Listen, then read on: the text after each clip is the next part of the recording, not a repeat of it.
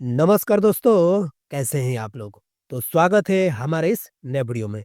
दोस्त नए विद्यार्थियों के लिए बता देना चाहते हैं कि हम जो है आपको बिहार स्पेशल यानी कि टॉप 2000 प्रश्नों का संग्रह कंप्लीट करवा रहे हैं, यानी कि टोटल का टोटल एमसीक्यू क्वेश्चन है, ठीक है ना?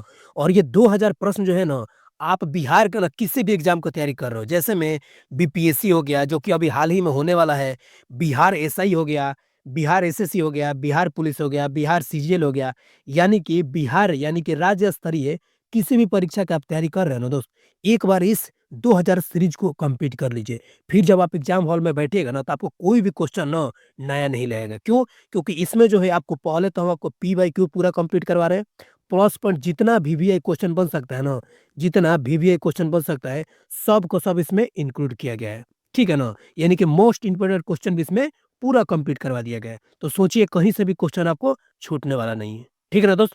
देखिए दोस्त, नए विद्यार्थियों के लिए बता देना चाहते हैं कि ये जो हमारा पार्ट 37 है, या आज का वीडियो नंबर पार्ट 37 है, इससे पहले टोटल 36 तक जो है पूरा कंप्लीट करवा दिया गया है। हमारे चैनल में पूरा का पूरा प्लेलिस्ट बना दिया गया है। आप आराम से जाके देख सकते हैं। ठीक है ना दोस्त? तो चलिए हम बिना समय गए आज का वीडियो नंबर 37 शुरू करते हैं। बस ध्यान से आपको देखना है। क्यों? क्योंकि ये क्वेश्चन जो बहुत बार एग्जामों में पूछा गया है। ठीक है? चलिए अब शुरू करते हैं। तो क्वेश्चन नंबर कितना है? 361, यानी कि 360 तक आपको बताए हैं कि हम अपने चैनल पे पूरा का पूरा कंप्लीट करा दिएगा। आप जाके आराम से देख सकते हैं। ठीक है ना? अब बात करते हैं प्रश्न पे। बोल रहा है कि 17वीं शताब्दी में, ठीक है ना? 17वीं शताब्दी में बिहार में सबसे पहले प्रवेश करने वाले यूरोपियन कौन थे? ठीक है ना? 17वीं शताब्दी की बात करें, इसको आप ज़रूर ध्यान से समझिएगा। ऑप्शन पे चलते हैं, तो ऑप्शन नंबर ए है डच, या फिर ऑप्शन नंबर बी है पुर्तगाली, या फिर ऑप्शन नंबर सी है अंग्रेजी या अंग्रेज, या फिर ऑप्शन नंबर डी है फ्रेंच। अब बताइए इसका सही आंसर क्या होगा? ठीक है ना? ये बात कर रहा है 17वीं शताब्दी में। इस टाइम जो है सबसे पहले बिहार में प्रवेश करने वाले यूरोपियन कौन थे? तो याद रखिएगा दोस्त, पुर्तगाली थे। ठीक है ना? ऑप्शन नंबर बी हमारा सही आंसर हो जाएगा। क्यों? कि 17वीं शताब्दी में पुर्तगाली ही ने जो थे वो बिहार में सबसे पहले एंट्री किए थे। ठीक है ना? अब चलिए इसको और भी सॉल्यूशन के माध्यम से समझ लेते हैं। फिलहाल के लिए आप याद कर लीजिए, पुर्तगाली जो थे ये 17वीं शताब्दी में बिहार में प्रवेश करने वाले पहले यूरोपियन थे। समझ में आ गया ना? अब हम चलते हैं इसको सॉल्यूशन के माध्यम से देख लेते हैं। देखिए, ये पुर्तगाली 17वीं शताब्दी में बिहार में प्रवेश करने वाले पहले यूरोपियन थे। ठीक है ना? उन्होंने जो है ध्यान से समझिएगा, उन्होंने बंगाल के ना हुगली में अपनी पहली फैक्ट्री स्थापित की थी। लेकिन अक्सर ना जलमार्गों और सड़कों के माध्यम से ना व्यापार के लिए पटना आते थे। समझ में आ गया ना? तो यही सबसे बड़ी चीजें थी कि पुर्तगालियों ने यानी कि यूरोपियों ने सबसे पहले बिहार में अपना फैक्ट्री खोला भी था, और जहां तक कि उन्होंने एंट्री भी किया था, प्रवेश किया था। समझ में आ गया ना? तो ये चीज़ें आप ज़रूर याद रखिएगा। ठीक है ना दोस्त? अब हम चलते हैं अपने अगले प्रश्न पे, यानी कि 362 नंबर प्रश्न पे। ठीक है ना? बोल रहा है कि जुलाई 1931 में जो गठित हुआ था, क्या गठित हुआ था? बिहार सोशलिस्ट पार्टी के निम्नलिखित में से कौन नहीं जुड़े थे? यानी कि इन चारों में से कौन ऐसे व्यक्ति थे जो बिहार सोशलिस्ट पार्टी से नहीं जुड़े थे? कब? जुलाई 1931 में जब इसका गठन हुआ था, तब की बातें बोल रहा है। ऑप्शन पे चलते हैं, तो ऑप्शन नंबर ए है गंगा शरण सिन्हा, या फिर ऑप्शन नंबर बी है राम वृक्ष बेनीपुरी, या फिर ऑप्शन नंबर सी है फूलन प्रसाद वर्मा, या फिर ऑप्शन नंबर डी है स्वामी योगानंद। अब बताइए इसका सही आंसर क्या हो जाएगा? ठीक है ना? देखिए दोस्त, आपको ना इस क्वेश्चन जितना हम कंप्लीट करवा रहे हैं इस वीडियो में, जितना आपको मालूम है ना, ईमानदारी से आप कमेंट बॉक्स में जरूर बताइए कि सर हमने इतना कंप्लीट कर दिया। ठीक है ना? क्यों? क्योंकि ये क्वेश्चन नहीं बल्कि आपको सिलेक्शन वाला सीरीज है। तो इसको आप ध्यान से देखते हुए आप चलिएगा। ठीक है ना? तो देखिए, आप ऑप्शन पे आते हैं, तो इसका सही आंसर क्या हो जाएगा दोस्त? तो इसका सही आंसर हो जाएगा ऑप्शन नंबर डी, यानी कि स्वामी योगानंद जी थे। ये जो है बिहार सोशलिस्ट पार्टी से संबंधित नहीं रखते थे। लेकिन बात करिए तीनों व्यक्ति की, यानी गंगा शरण सिंह, राम वृक्ष बेनीपुरी, फूलन प्रसाद बन्ना, ये तीनों के तीनों जो थे बिहार के जो सोशलिस्ट पार्टी थे उससे संबंध रखते थे। ठीक है ना? तो यानी याद रखिएगा ऑप्शन नंबर डी। लेकिन चलिए हम इसको और भी एक्सप्लेनेशन से समझ लेते हैं कि इसका सही में मतलब क्या होता है। ठीक है ना? तो देखिए, ये जुलाई 1931 में जो गठित हुआ था, क्या गठित हुआ था? बिहार सोशलिस्ट पार्टी का एक क्षेत्रीय समाजवादी था। क्या था? एक क्षेत्रीय समाजवादी समूह था। ठीक है ना? जिसने बाद में कांग्रेस सोशलिस्ट पार्टी का नींव रखा था, समझ में आ गया ना? अब देखिए इसमें जो है बिहार के कई प्रमुख समाजवादी नेता भी शामिल थे, जैसे में गंगा शरण सिन्हा, राम वृक्ष बेनीपुरी और फूलन प्रसाद वर्मा। ये तीनों के तीनों ऑप्शन में भी मिला था, तो ये तीनों के तीनों शामिल थे, ठीक है ना? लेकिन दूसरी ओर बात करें तो स्वामी योगानंद जी थे ना, एक आध्यात्मिक नेता थे और योग गुरु थे, समझ में आ गया ना? यानी कि ये जो थे, एक योग गुरु भी थे और आध्यात्मिक नेता भी थे, यानी कि योगानंद जी जो है ये नहीं जुड़े थे, समझ में आ गया ना? तो ये चीज़ें आप तीनों चीज़ों देखिए सॉल्यूशन देखने से ना यही आपको मिलता है कि आपको एक नहीं क्वेश्चन बल्कि आपको 2 से 4 क्वेश्चन कवर हो जाता है, ठीक है ना? और एक कहानी के माध्यम से, व्याख्या के माध्यम से जब चीज़ों को आप समझते हैं तो आप ये जान लेते हैं कि आखिर ये क्वेश्चन कहाँ से उठाया हुआ है कि नहीं? तो इसको आप ज़रूर ध्यान से समझिएगा, ठीक है ना? अब हम चलते हैं अपने अगले नंबर प्रश्न पे, यानी कि ये जो थोड़ा-सा है कथन टाइप का प्रश्न है, ठीक है ना? यानी कि युग्मों जैसा विचार करने वाला प्रश्न है। तो ऐसे क्वेश्चन ना आपको देखने को मिलेंगे, इससे घबराना नहीं है, प्रश्नों को समझ के पढ़ना है तब जाके इसको आंसर देते हैं। बहुत सारे विद्यार्थी क्वेश्चन देखते ही घबरा जाते हैं, लेकिन ऐसा बिल्कुल नहीं करना है। इसीलिए हम इस सीरीज में आपको तीनों तरह से क्वेश्चन कंप्लीट करवा रहे हैं, ईज़ी, मॉडरेट और हार्ड, ठीक है ना? ताकि आपको कहीं भी दिक्कत ना आए, ठीक है? अब हम चलते हैं अपने प्रश्न पे। बोल रहा है 363 नंबर प्रश्न है, बोल रहा है बिहार में विभिन्न स्थानों पर विभिन्न नेताओं द्वारा किए गए नमक मार्च, ठीक है ना? नमक मार्च से संबंधित निम्नलिखित युग्मों पर विचार कीजिए, ठीक है ना? कोई दिक्कत नहीं। चलिए, महादेव लाल सराफ जो थे ये भागलपुर से किए थे। चंद्रवती यानी कि चंद्रावती देवी जो थी वो गया से की थी और सत्यनारायण सिंह जो थे ये दरभंगा से किए थे। अब इनमें से बताना है कि कौन-कौन जो है कहाँ से किए थे, कौन सही और कौन गलत है, ठीक है ना? तो ऑप्शन पे चलते हैं, तो ऑप्शन नंबर देखिए, महादेव लाल सराफ जो थे ये जो थे भागलपुर से किए थे, ये बिल्कुल राइट है। बात करते हैं चंद्रावती देवी की, यानी कि दूसरा में देवी जो थी ये गया से की थी, ये भी सही है। बात कर तीसरा सत्यनारायण सिंह जो कि दरभंगा से किए थे, ये भी सही है। यानी कि हमारा सही आंसर क्या हो जाएगा, तो ऑप्शन नंबर डी, यानी कि पहला, दूसरा और तीसरा तीनों के तीनों सही है, ठीक है ना? अब चलिए इसको और भी ध्यान से समझ लेते हैं सॉल्यूशन के माध्यम से, ताकि आपको कहीं भी दिक्कत ना आए, ठीक है ना? तो देखिए ये सॉल्यूशन थोड़ा-सा लंबा है, लेकिन आप कहानी के माध्यम से समझ लिए एक बार ध्यान से, मज़ा आ जाएगा, ठीक है ना?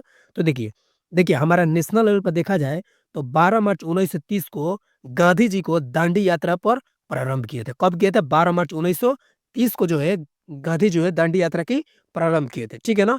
और 5 अप्रैल को उन्होंने नमक कानून का उल्लंघन करके सत्याग्रह प्रारंभ किया था। समझ में आ गया ना? वहीं पर अगर बात करें हम बिहार के लेवल पे, ठीक है ना? बिहार के संदर्भ में, तो बिहार में नमक सत्याग्रह का प्रारंभ जो हुआ था, कब हुआ था? 15 और अप्रैल 1930 को हुआ था, ठीक है ना? इसके मुख्यतः जो है कहाँ से हुआ था? चंपारण और सारण जिले से प्रारंभ हुआ था। समझ में आ गया ना? यानी कि बिहार में 15 और अप्रैल 1930 को हुआ था। कहाँ-कहाँ से? तो चंपारण और सारण जिले से प्रारंभ हुआ था, ठीक है ना? शीघ्र ही यह बिहार के अन्य हिस्सों में भी फैल गया था। समझ में आ गया ना? अब हम देखते हैं कि कौन-कौन हिस्सों से कौन-कौन उसको नेतृत्व किए थे, ठीक है ना?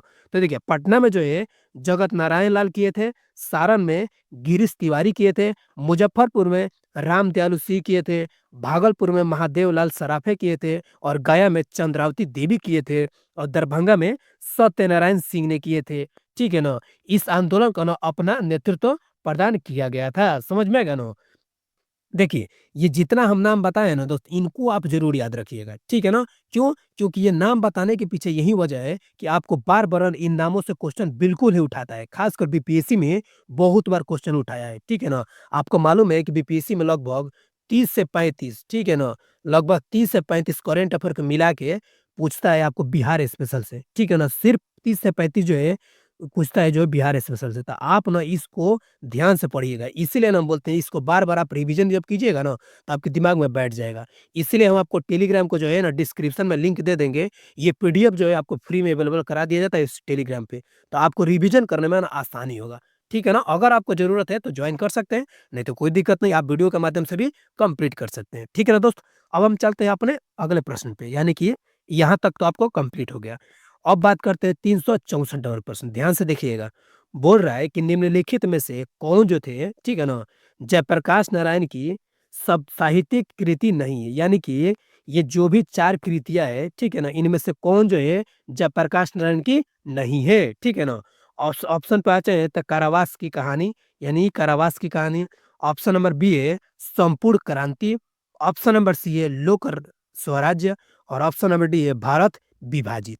ठीक है ना? तो देखिए दिमाग खोल के समझ लीजिए दोस्त, ये तीनों के तीनों जो है ना जयप्रकाश नारायण द्वारा लिखी हुई कृति है। लेकिन बात करते हैं ऑप्शन नंबर डी भारत का विभाजन यानी भारत विभाजित, ये जो है जयप्रकाश नारायण की कृति नहीं है, यानी कि ऑप्शन नंबर डी हमारा सही आंसर हो जाएगा। इसको आप ज़रूर याद रखिएगा, ठीक है ना? कारावास की कहानी ये भी जयप्रकाश नारायण द्वारा लिखी हुआ है, संपूर्ण क्रांति ये भी लिखा हुआ है, लोक स्वराज्य ये भी लिखा हुआ है, इनका कृति है। तो ये चीज़ें आप ज़रूर याद रखिएगा। हो सकता है कि ये अगली बार क्वेश्चन ये पूछ दे, अगली बार ऑप्शन नंबर बी वाला क्वेश्चन पूछ दे, तो जब आपको चीज़ें याद रहेगा तो आप यूँ ही छाँट दीजिएगा, ठीक है ना? अब हम चलते हैं इसको सॉल्यूशन के माध्यम से देख लेते हैं। तो देखिए थोड़ा-सा लंबा है लेकिन ध्यान से देखिए। बोल रहा है कि कारावास की जो कहानी है जयप्रकाश नारायण द्वारा लिखा हुआ है यानी कि लिखित है। यह स्वतंत्रता संग्राम के दौरान जो है ये जेल में अपने अनुभवों को ना वर्णन करने वाला एक एक आत्मकथात्मक विवरण है। यानी कि ये जो कारावास की जो कहानी ना ये जो कृति ना जेल में रहकर इन्होंने लिखा हुआ है। अपने अनुभवों को इसमें वर्णन किया गया है। ठीक है ना? और दूसरा क्या बोल रहा है संपूर्ण क्रांति। ये जो कृति है ये हालाँकि ये 1970 के दशक के दौरान जेपी द्वारा चलाया गया एक नारा और आंदोलन था, ठीक है ना? लेकिन इसके शीर्षक के तहत संकलित संबंधित लेख और भाषण इनसे जुड़ा हुआ है। किनसे? जयप्रकाश नारायण से। ये इसी वजह से जो है संपूर्ण क्रांति भी इन्हीं के द्वारा लिखा हुआ माना जाता है। समझ में आ गया ना? क्योंकि इनका नारा और आंदोलन इसमें संकलित किया गया है, इसमें लिखा गया है। समझ में आ गया ना? अब बात करते हैं तीसरा यानी कि लोक स्वराज्य। देखिए ये जो है विकेंद्रीकरण, ग्राम स्वराज्य, स्वच्छ लोकतंत्र और जेपी के विचारों को ना दर्शाता है। इसमें ना जयप्रकाश नारायण के विचारों को दर्शाया गया है। उनके राजनीतिक दर्शन से भी जुड़ा हुआ ये कृति यानी कि ये बुक है। ठीक है ना? ये चीज़ें आप ज़रूर जानिएगा। जब जानिएगा बुक के बारे में कौन-कौन तो ये आप दिमाग में बैठ जाएगा। ठीक है ना? वहीं पे बात करें कि भारत विभाजित ये जो है उनकी बुक लिखी हुई नहीं है। यह जयप्रकाश नारायण द्वारा नहीं लिखा गया है। ठीक है ना? इसे भारत के पहले राष्ट्रपति कौन डॉक्टर राजेंद्र प्रसाद ने 1946 में लिखा था। यह विभाजन के विचारों की आलोचना करता है यानी कि ये वाला जो बुक है ना इसमें विभाजन के विचारों को आलोचना करने के रूप में दिखाया गया और एक एकीकृत यानी कि एक करके भारत के तर्क प्रस्तुत किया गया है। समझ में आ गया ना? तो ये तीनों बुक को याद रखिएगा जयप्रकाश नारायण ने लिखा है लेकिन भारत विभाजित जो है डॉक्टर राजेंद्र प्रसाद ने लिखा है। कब? 1946 में लिखा हुआ है। समझ में आ गया ना? देखिए, व्याख्या थोड़ा-सा लंबा होगा दोस्त और वीडियो थोड़ा-सा लॉन्ग होगा, लेकिन ध्यान से देखिएगा ना, तो दोबारा आपको कोई भी क्वेश्चन फँसने वाला नहीं है। ठीक है ना? यही वजह है कि थोड़ा-सा आपको लॉन्ग क्वेश्चन हो जाता है, लॉन्ग आंसर हो जाता है। समझ में आएगा ना व्याख्या? अब हम चलते हैं 365वें प्रश्नों पे। बोल रहा है कि जल मंदिर जो है आखिर बिहार में कहाँ पर स्थित है? ठीक है ना? ऑप्शन पे चलते हैं तो ऑप्शन नंबर ए है गंगापुरी में या फिर ऑप्शन नंबर बी है पावापुरी में या फिर ऑप्शन नंबर सी है तीर्थपुरी में या फिर ऑप्शन नंबर डी है जलपुरी में। अब बताइए इसका सही आंसर क्या हो जाएगा? ठीक है ना? देखिए यहाँ पर इमेज के माध्यम से लगा दिए, ये देखिए ये जो है जल मंदिर ये चारों तरफ देख रहे हैं ना पूरा का पूरा पानी ही पानी है, ठीक है ना? और यहाँ पर जो है एक तरह के बनाए गए, समझ में? यहाँ से लोग जाते हैं, देख सकते हैं, ठीक है ना? तो देखिए ये जल मंदिर है ये कहाँ पर है? आप ज़रूर बताइए, ठीक है ना? लेकिन इससे पहले हम आपको बता देना चाहते हैं, ये जो है पावापुरी में, ठीक है ना? कहाँ पर है? पावापुरी में। कभी वक़्त हो तो ज़रूर जाइए घूमने, ठीक है ना? और पावापुरी में कहाँ पर है? तो इसको आप ज़रूर याद रखिएगा कि जो जल मंदिर है, ये बिहार के पावापुरी में है, ठीक है ना? अब हम चलते हैं इसको और भी विश्लेषण से देख लेते हैं। तो देखिए, ये जो जल मंदिर है ना, ये बिहार के नालंदा जिले में है। कहाँ पर है? बिहार के नालंदा जिले में और वो भी नालंदा जिले के कहाँ पर है? तो पावापुरी में स्थित है। यानी कि नालंदा जिला के अंदर एक पावापुरी जगह का नाम है, वहीं पर ये स्थित है, ठीक है ना? ये जैन धर्म के ना 24वें तीर्थंकर यानी कि महावीर को निर्वाण की प्राप्ति यानी कि पावापुरी में ही हुई थी। समझ में आ गया ना? तो इसको आप ज़रूर याद रखिएगा, ठीक है ना? अब बात करते हैं अगले थ्योरी की। बोल रहा है कि पावापुरी के इस जल मंदिर का निर्माण महावीर के बड़े भाई, ठीक है ना? महावीर के बड़े भाई नंदीवर्धन द्वारा कराया गया था, ठीक है ना? इस मंदिर में महावीर स्वामी की चरण यानी कि पादुका को प्रतिष्ठित किया गया है, ठीक है ना? यानी कि इनके चरण को ना उसमें प्रतिष्ठित किए गए रखा गया है। समझ में आ गया ना? तो पावापुरी जो है कहाँ पर है, कहाँ पर नहीं है, सारी चीज़ आपको मालूम हो गया। समझ में आ गया ना? तो इसको याद रखिए कि पावापुरी में पावापुरी कहाँ है? बिहार के नालंदा जिला में पावापुरी जगह का नाम है, वहीं पर ये जल मंदिर स्थित है। समझ में आ गया? अब हम चलते हैं अपने अगले नंबर प्रश्न पे, ठीक है ना? 366वें प्रश्न पे। देखिए थोड़ा-सा समझाने में लेट हो जाता है या फिर आपको लॉन्ग हो जाता है, लेकिन आप पेशेंस से समझिए, एक बार समझिएगा आपको कहीं भी दिक्कत नहीं आएगा। ठीक है ना दोस्त? बात करते हैं 366वें प्रश्न पे। बोल रहा है कि ध्रुव दल का जो है गठन कटिहार में ध्रुव कुमार की हत्या के विरोध स्वरूप निम्नलिखित में से किस आंदोलन के दौरान किया गया था? ध्रुव कुमार आपको मालूम है कटिहार के थे, जिनको गोली मार दिया गया था, ठीक है ना? उन्हीं के विरोध में ना एक आंदोलन के दौरान किया गया था, ठीक है ना? कौन सा आंदोलन था? तो ऑप्शन पे चलते हैं। तो ऑप्शन नंबर ए है असहयोग आंदोलन, या फिर ऑप्शन नंबर बी है भारत छोड़ो आंदोलन, या फिर ऑप्शन नंबर सी है सविनय अवज्ञा आंदोलन, या फिर ऑप्शन नंबर डी है नमक सत्याग्रह। अब बताइए इसका सही आंसर क्या हो जाएगा? ठीक है ना दोस्त? तो इसका सही आंसर क्या हो जाएगा? तो ऑप्शन नंबर बी भारत छोड़ो आंदोलन, ठीक है ना?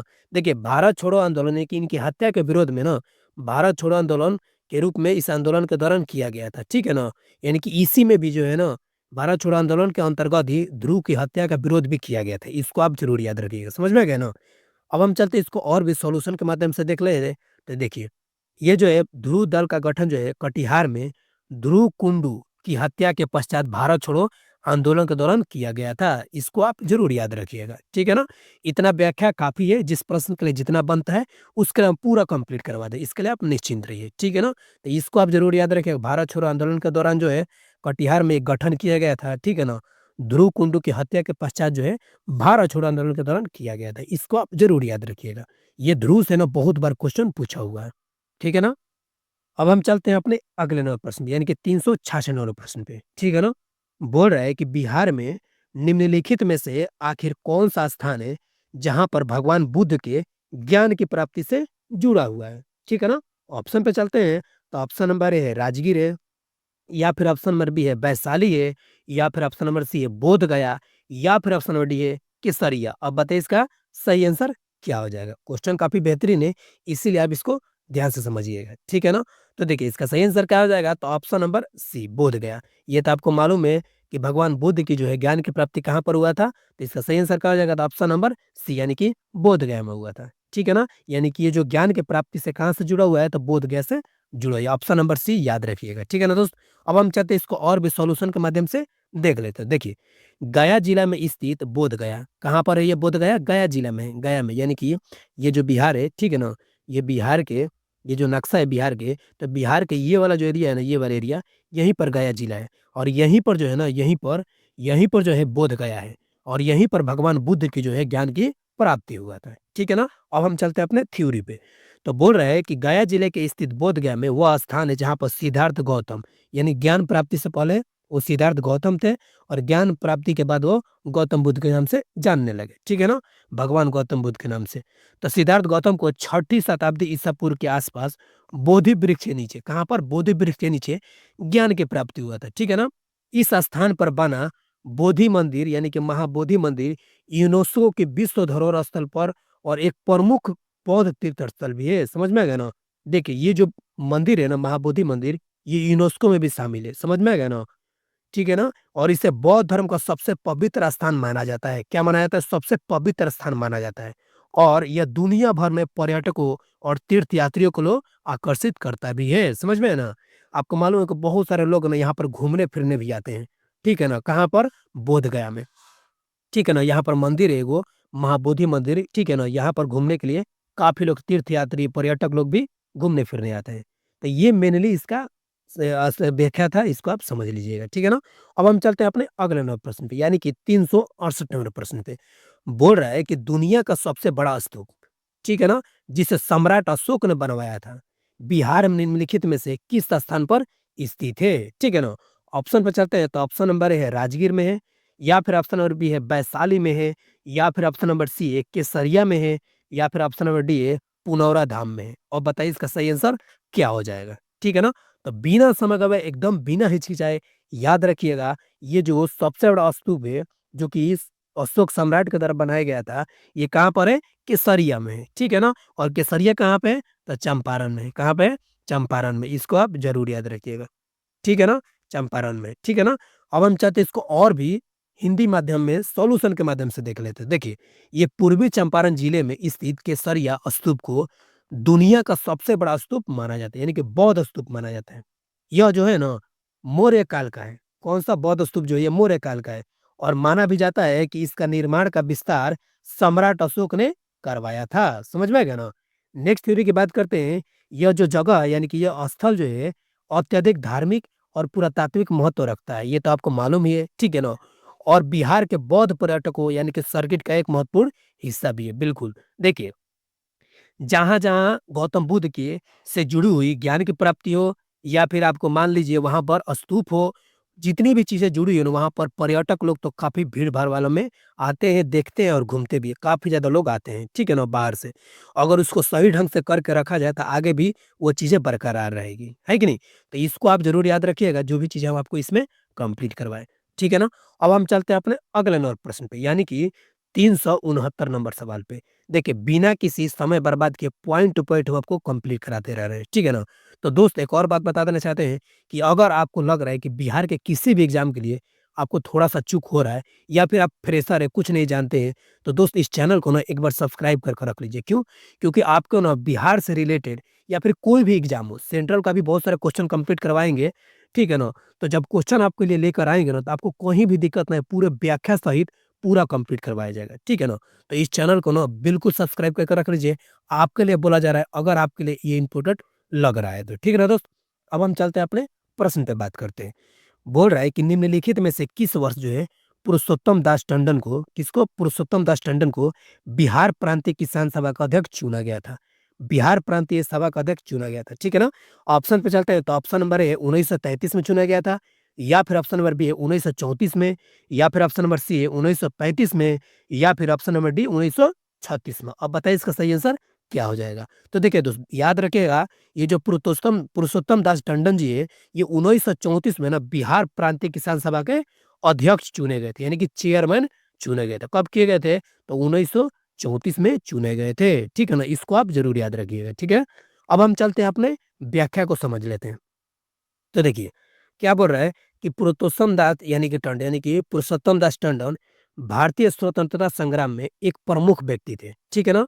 और उन्होंने ना कृषि आंदोलन में महत्वपूर्ण भूमिका निभाया भी था, इसको आप ज़रूर याद रखिएगा, ठीक है ना?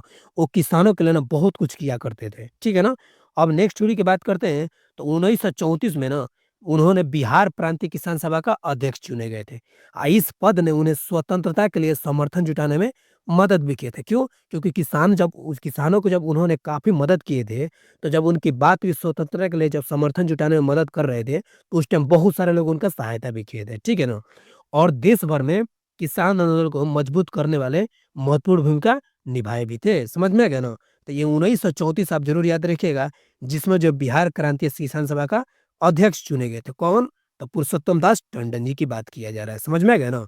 तो ये सब चीज़ें आप ज़रूर याद रखिए। ये फैक्चुअल क्वेश्चन है और आपको व्याख्या से भी बता दी है, ठीक है?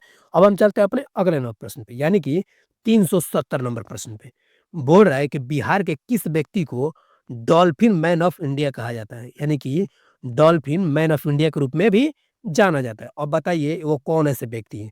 ऑप्शन चलते हैं तो ऑप्शन नंबर ए है राजेंद्र सिंह या फिर ऑप्शन नंबर बी है रविंद्र कुमार सिन्हा या फिर ऑप्शन नंबर सी है सुमित कुमार तिवारी या फिर ऑप्शन नंबर डी है बाबा बटेश्वर नाथ। अब बताइए इसका सही आंसर क्या हो जाएगा? ठीक है ना? क्यों? क्योंकि ये क्वेश्चन जो है बहुत बार बिहार के एग्जाम में पूछा गया है और ये क्वेश्चन बिल्कुल फैक्चुअल है। इसको आप जरूर ध्यान से समझिएगा। तो देखिए, ये डॉल्फिन ऑफ इंडिया जो है ये बिहार के रविंद्र कुमार सिन्हा जी को के रूप में जाना जाता है। इनको नाम से बुला जाता है, ठीक है ना? यानी रविंद्र कुमार सिन्हा को जो है डॉल्फिन ऑफ द इंडिया के रूप में भी जाना जाता है। इसको आप ज़रूर याद रखिएगा, ठीक है ना? यानी कि ऑप्शन नंबर बी हमारा सही आंसर हो जाएगा, ठीक है?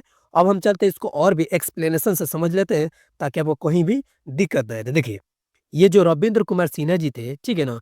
ये पटना विश्वविद्यालय के प्रोफेसर थे, ठीक है ना? जिन्हें डॉल्फिन ऑफ द इंडिया के रूप में भी जाना जाता है, ठीक है ना? डॉल्फिन को बचाने के लिए जन जागरूकता कार्यक्रम शुरू किए थे इन्होंने। उन्होंने स्कूलों, कॉलेजों, यहाँ तक कि प्रशासनिक अधिकारियों के साथ-साथ नेताओं को भी जागरूक किया था। सोचिए इनके विचार कितने बेहतरीन थे, ठीक है ना? इन नेताओं से लेके अधिकारियों तक और स्कूल, कॉलेज में तो बिल्कुल ही बताना है, सबके अंदर जागरूक पैदा किए थे, ताकि गंगा में रहने वाले जो डॉल्फिन का शिकार ना हो सके और उनकी संख्या भी बढ़ सके। इसीलिए उन्होंने जागरूक ज़्यादा फैलाया था, ठीक है ना? आज भी जो हमारी गंगा नदी है, जो पटना है बोल रहे हैं, पटना में हम लोग को देखने को मिलता है, वो जो गंगा नदी आज भी उसमें डॉल्फिन मिली हुई है, ठीक है ना? तो ये सब चीज़ें आप ज़रूर याद रखिएगा। क्वेश्चन के साथ-साथ आप व्याख्या जब जान लेते हैं ना, तो आपको कहीं भी दिक्कत नहीं होता है, ठीक है ना दोस्त?